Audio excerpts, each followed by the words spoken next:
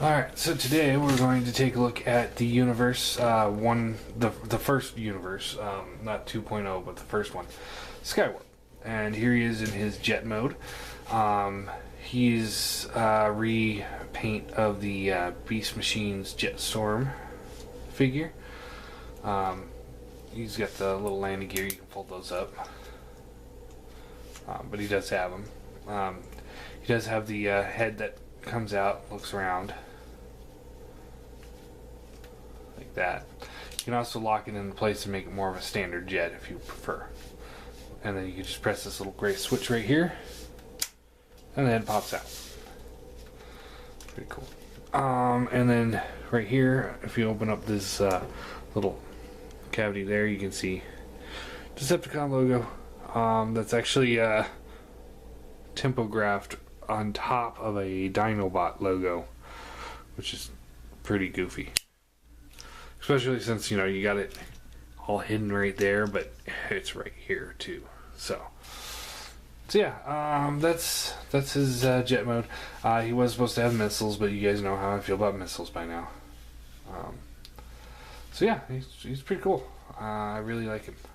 I actually do. And then to transform him, what you want to do is pull this section out like so. Do the same thing over here. And we're going to go into his flight mode first. And you want to take these legs here, pull them down, slide them out, and then this assembly will flip out, rotate down, and there's little like side pins here that will plug into these little slots right there.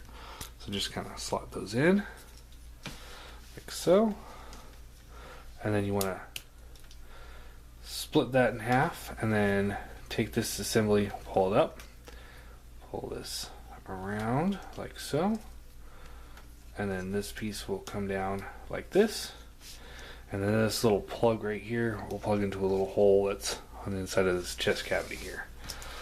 So just like so, just like so. I like to rotate these fins around. You can flip the hands down, or flip these little covers back to reveal the hand, which are just these little three-way claw things.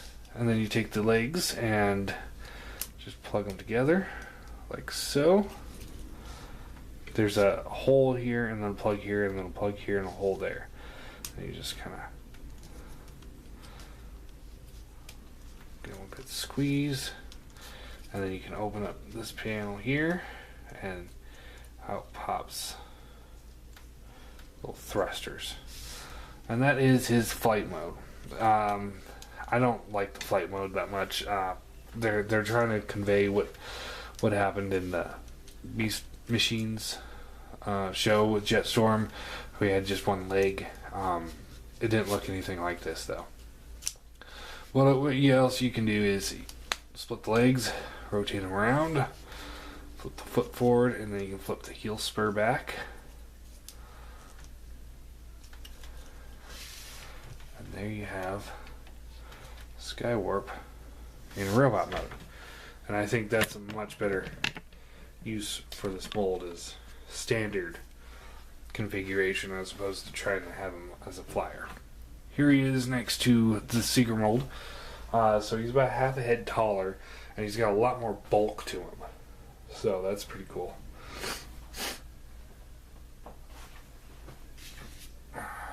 Posability. His head is on a ball joint. Yeah, definitely a ball joint. But the way it's designed and cut, it basically just goes side to side. Shoulders are on swivels, so up, down. They also have a hinge in there, so they go in, out, rotate, or bicep swivel, bends at the elbow. Hands are on ball joints, but again, because of the way they're cut, they basically just kind of rotate if you really try. Hips are on ball joints, swivels at the thigh, bends at the knee, and the foot is on a little bit of a hinge. So, all in all, he's pretty cool. I really dig him. I would give him I'll give him a 7 out of 10. I mean, yeah, he's got a lot of problems.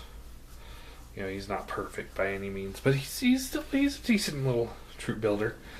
And I do mean troop builder because they had Jetstorm, Sonic Attack Jet. RD had Stormjet and G-Axis, and then there's him. So there's at least 5 versions of this mold floating around out there. So you can almost build a new Seeker Armada with these guys, which is a pretty cool idea. I like him. You have to like this type of aesthetics though to get into these guys, and I did. He was the first, or at least the mold was the first non-Beast Wars figure I bought.